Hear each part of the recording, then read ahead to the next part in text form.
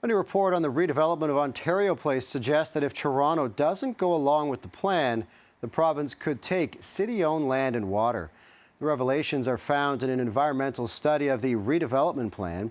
Toronto owns a strip of land and water along the waterfront site, but the Jacobs draft environmental study report suggests the property could be expropriated if a transfer agreement is not reached.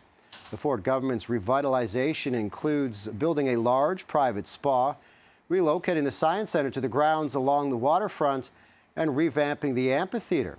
For more on this, we're joined by NDP MPP Chris Glover. He represents Spadina, Fort York. Mr. Glover, thanks so much for your time this afternoon. Talk to us about your concerns with the environmental assessment at this point for that stretch of land, that very popular point of land along the waterfront.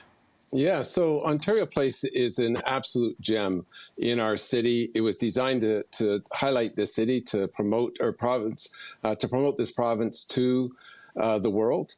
And the environmental assessment was just completed, and it exempted Live Nation and Therma, those developments, from the environmental assessment. So the assessment doesn't include the two biggest development projects that are happening at Ontario Place. Of course, that parcel of land does need a lot of redevelopment. It's fallen to a lot of disarray over the years. What is your proposition for revitalizing that stretch of land anyway? So Ontario Place for All has put out a plan, that keeps it as parkland. Right now, what the government's planning on doing is they're going to subsidize $650 million taxpayer subsidy to these companies, primarily to Therma, and then give a 95-year lease of the majority of the West Island to Therma, without, and this is just what we know from what we've been able to glean. The government has not come forward with the actual lease agreement. They will not release it.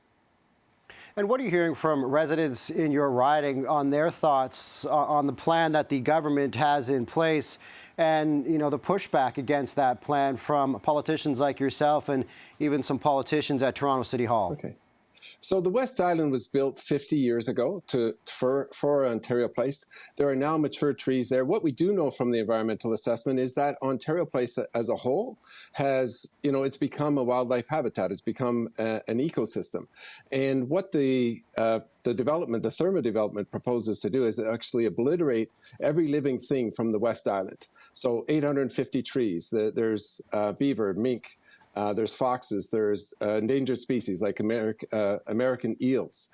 There's 113 bird species, 25% of which nest on that island.